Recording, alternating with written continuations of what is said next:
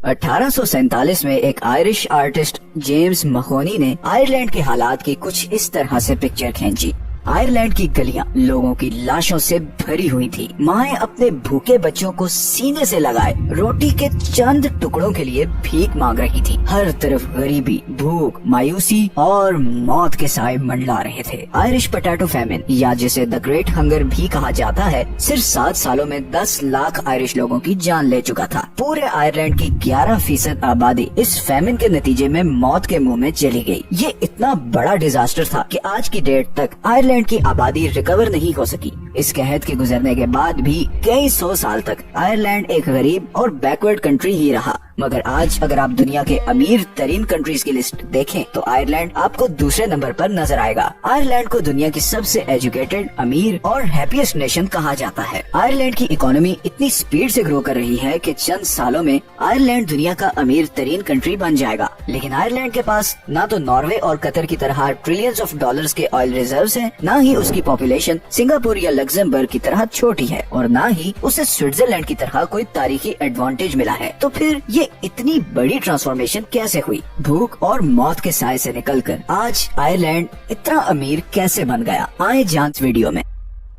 चलते हैं 19वीं सदी में, जब आयरलैंड में जिंदगी इंतहाई मुश्किल थी। उस वक्त आयरलैंड ब्रिटिश एम्पायर के कंट्रोल में था, जो उसे अच्छा खासा एक्सप्लॉइट करती थी। आयरलैंड के लोगों को सेकंड क्लास सिटीजन्स के तौर पर ट्रीट किया जाता था। आयरलैंड की 90% इकोनॉमी एग्रीकल्चर पर डिपेंडेंट थी और आयरलैंड की करीबन 80% जमीन पर एक ही चीज उगाई जाती थी, और वो थी पोटैटो, जिसे हम आलू भी कहते हैं। 17वीं सदी में आयरलैंड पोटैटो कल्टीवेट करने वाला यूरोप का पहला रीजन था। यही आलू वो चीज थी जिसकी वजह से आयरलैंड की आबादी पूरे यूरोप में सबसे तेजी से बढ़ रही थी। 1700 में आयरलैंड की आबादी 3 मिलियन यानी 30 लाख थी, और ये 100 सालों में बढ़कर 5 मिलियन हो गई। और फिर कहत आने से पहले 1840 में आयरलैंड की पॉपुलेशन 8 मिलियन तक जा पहुंची थी। सिर्फ 150 साल में 266% का पॉपुलेशन ग्रोथ रेट, और इसकी एक ही वजह थी, और वो था पोटैटो। आलू की 1 एकड़ की फसल और गाय का दूध एक पूरी आयरिश फैमिली को पालने के लिए काफी था। और क्योंकि ये बड़ी आसानी से कहीं भी उगाया जा सकता था, और वो भी काफी बड़ी क्वांटिटी में, तो ये बहुत जल्द आयरलैंड की हर फैमिली का मेन फूड सोर्स बन गया। और यही चीज आयरलैंड के लिए एक बहुत बड़ा खतरा बनने वाली थी। आयरलैंड की सारी आबादी सिर्फ एक खाने पर डिपेंडेंट हो चुकी थी, और इसीलिए जब 1845 में आयरलैंड में कहत पड़ा और आलू की फसलें तबाह होना शुरू हुई, तो लाखों के हिसाब से लोग मरना शुरू हो गए। आप लोगों को शायद अंदाजा नहीं है कि ये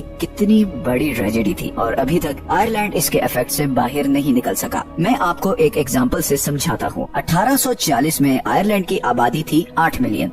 1845 में आयरलैंड में जबरदस्त फैमिन आया, जिसकी वजह से पोटैटो की करीबन 40% फसलें तबाह हो गयीं, और एक साल बाद 1846 में आलू की सारी फसलें तबाह हो चुकी थी। आप अंदाजा करें कि आपके पास खाने की एक ही चीज हो और वो बिल्कुल खत्म हो जाए तो क्या हशर होगा। इस सारे अरसे में ब्रिटिश एम्पायर ने आयरलैंड की बिल्कुल भी कोई मदद नहीं की। सिर्फ 10 सालों में 1845 से 1855 के दरमियान आयरलैंड की आबादी में से 30 लाख लोग कम हो गए। इस 30 लाख में से 10 लाख लोग भूख और बीमारी से मर चुके थे, जबकि बाकी 20 लाख लोग आयरलैंड छोड़कर अमेरिका की तरफ भाग गए। इतनी बड़ी इमिग्रेशन अमेरिकन हिस्ट्री में कभी नहीं हुई थी, और इसीलिए 1860 में अमेरिका में 81% इमिग्रेंट्स आयरिश थे। ये इतना बड़ा लॉस था कि 200 साल गुजरने के बावजूद अभी तक आयरलैंड इस पॉपुलेशन गैप को दोबारा फिल नहीं कर सका। इसीलिए आयरलैंड आज यूरोप और दुनिया का वो अकेला कंट्री है जिसकी करंट पॉपुलेशन 1840 की पॉपुलेशन से बहुत कम है। फैमिन तो 6-7 सालों में खत्म हो गया, मगर आयरलैंड के हालात खराब से खराब होते गए। 1922 में आयरलैंड ने ब्रिटिश एम्पायर से आजादी हासिल कर ली, मगर 10 साल बाद ही उसे एक बहुत बड़ा धचका पहुंचा, जब 1932 में द ग्रेट इकोनॉमिक डिप्रेशन आया। आयरलैंड पहले ही बाकी दुनिया से कट ऑफ था, और ब्रिटेन से उसके रिलेशंस वैसे ही ठीक नहीं थे, जिसकी वजह से उसकी इकोनॉमी जबरदस्त क्राइसिस का शिकार हो गई। इस ग्रेट डिप्रेशन में पूरी दुनिया की इकोनॉमी तबाह हो गई थी, सिवाय एक कंट्री के, और वो था Soviet union. Soviet union nationalisation और प्रोटेक्शनिस्ट पॉलिसीज की वजह से इंटरनेशनल बैंकिंग से कट ऑफ था, और इसीलिए इस क्राइसिस में उसे कोई खास फर्क नहीं पड़ा।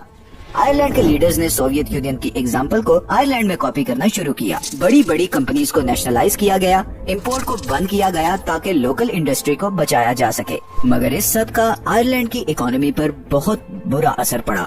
آئرلینڈ کے پاس اپنے کوئی نیچرل ریسورسز تو تھے نہیں, اور نہ ہی باقی یورپ کی طرح آئرلینڈ میں کوئی بڑی انڈسٹری تھی. اسی لیے امپورٹ بند کرنے سے را مٹیریل کی مزید شارٹیج ہو گئی, اور صرف 10 سالوں میں حالات اتنے زیادہ خراب ہو گئے کہ 5 لاکھ اور آئرش آئرلینڈ چھوڑ کر بھاگ گئے. ورلڈ وار 2 کے بعد جہاں باقی یورپ ترقی کر رہا تھا, وہیں آئرلینڈ غریب سے غریب ہوتا جا رہا تھا. لیکن یہ سب اب بدلنے والا تھا. 1960 میں آئرلینڈ کے پرائم منسٹر شان لمیس نے مشہور آئرش اکانومسٹ ٹی کے وٹیکر کے ساتھ مل کر فیصلہ کیا کہ اب فائنلی اکنامک پالیسیز کو بدلنا پڑے گا. دونوں نے مل کر ایک ڈیولپمنٹ پلان بنایا جو آئرلینڈ کی تقدیر بدلنے والا تھا. آئرلینڈ میں نیشنلائز کی گئی کمپنیز کو دوبارہ پرائیویٹ کر دیا گیا. فارن انویسٹمنٹ لانے کے لیے باہر کی کمپنیز پر سے ٹیکس ریکوائرمنٹس ختم کر دی گئی, امپورٹ کھول دی گئی, اور سب سے بڑا کام یہ کیا گیا کہ ایک فری زون بنایا گیا جہاں پر موجود کسی کمپنی سے کوئی ٹیکس نہیں لیا جاتا تھا.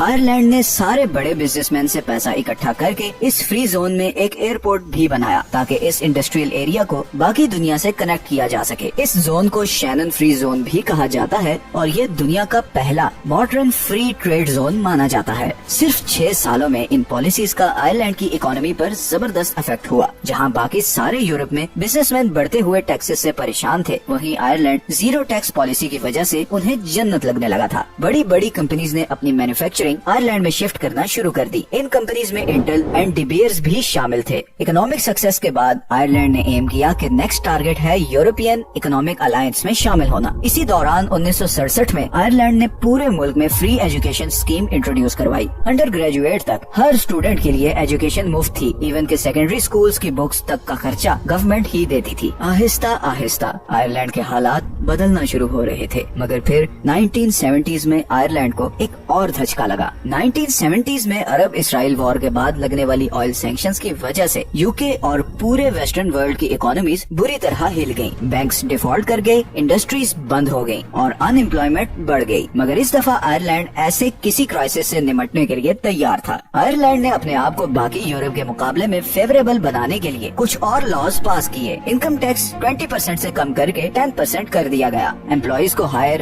اینڈ فائر کرنا آسان کر دیا گیا. جہاں باقی یورپ میں بزنسز کو کسی بھی امپلائی کو نکالنے کے لیے ایڈوانس سیلریز اور نوٹس پیریڈ جیسی ریکوائرمنٹس پوری کرنی پڑتی تھی, وہیں آئرلینڈ میں ایسی ساری ریکوائرمنٹس ہٹا دی گئیں. اور اس کے نتیجے میں کمپنیز کی نظر میں آئرلینڈ ایک بزنس فرینڈلی کنٹری کے روپ میں سامنے آنے لگا. اگلے 20 سالوں میں آئرلینڈ ٹرانسفارم ہو چکا تھا. غربت کے سائے چھٹ رہے تھے اور بلینز آف ڈالرز آئرلینڈ میں آ رہے تھے. لیکن اس سے بھی زبردست چیز ہوئی 1993 میں, جب یورپی یونین نے سنگل مارکیٹ اناؤنس کر دی, جس کے بعد سے آئرلینڈ لٹرلی پوری دنیا کے لیے اوپن ہو گیا. Tax free policies, friendly environment اور زبردست لا اینڈ آرڈر سچویشن کی وجہ سے ساری دنیا سے بڑی بڑی کارپوریشنز آئرلینڈ میں اپنے آفیسز سیٹ اپ کرنے لگی. فارن انویسٹمنٹ اتنی زیادہ تھی کہ صرف 10 سالوں میں 1990 سے 2000 کے درمیان آئرلینڈ میں فارن انویسٹمنٹ 2.2% سے 49.2% تک چلی گئی. اتنی کمپنیز کے آنے سے بہت زیادہ جابز کریٹ ہونا شروع ہو گئی. ٹیکسز کم تھے, سیلریز زیادہ تھی, لوگوں کی پرچیزنگ پاور بڑھتی گئی, لوگ پیسہ خرچتے گئے, اکنامک ایکٹیویٹی بڑھتی گئی, ڈیمانڈ کریٹ ہوتی گئی اور کمپنیز آتی گئی, اور ایک زبردست انویسٹمنٹ لوپ بن گیا.